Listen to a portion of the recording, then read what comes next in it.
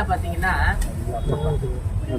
30 விதமான பிணி பீடைகள் போகும்னு சொல்றா. இந்த மார்கழி மாசத்துக்கு அவ்வளோ ஒரு நன்மாசம்னு சொல்றா. இந்த மார்கழி மாசத்துல சிவபெருமான வணங்குறவாளுக்கு எல்லா வித பிணி பீடைகளும் போகுமா. ஒரு மனுஷன் கஷ்டப்படுறான்னா அவனுக்கு பிணி பீடைகள் இருந்தா மட்டும்தான் கஷ்டப்படுவான். பிணின்றது என்ன, பீடைகள்னா என்ன? பீடைகள்னா என்ன? தூக்கம் வந்துட்டே இருக்கும். பிணினா என்ன? போற காரியம் சக்சஸ் ஆகாது.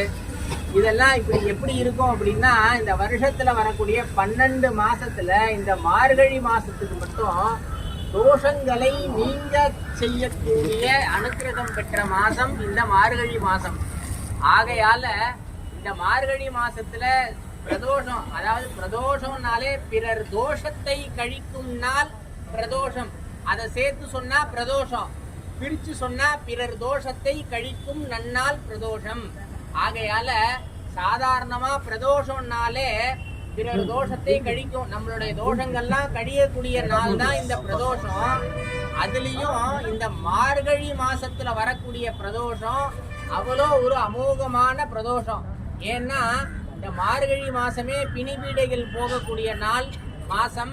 அந்த மாசத்துல வரக்கூடிய அந்த பிரதோஷத்துல நம்ம வேள்வீஸ்வரர் எப்பயும் வெற்றியை மட்டும்தான் கொடுப்பார். நம்மளுடைய பிணி பீடைகள்லாம் போய் எல்லாருக்கும் வெற்றிகரமான வாழ்க்கையும் வெற்றிகரமான வியாபாரத்தையும் வெற்றிகரமான விவசாயத்தையும் வெற்றிகரமான வாழ்க்கையும் கொடுக்கணும்னு எல்லாருக்கோசரமும் பிரார்த்தனை பண்ணியிருக்கோம். இந்த மாதம் இன்னொரு பிரதோஷமும் வருது மார்கழி மாசத்துல. அதனால அதுலேயும் கலந்துக்கணும். பிணி பீடைகள்லாம் போய் எல்லாரும் சௌரியமா வாழணும்னு சுவாமிகிட்ட பிரார்த்தனை பண்ணிக்கிறோம். வேல்வீஸ்வரா வெற்றி நிச்சயம்.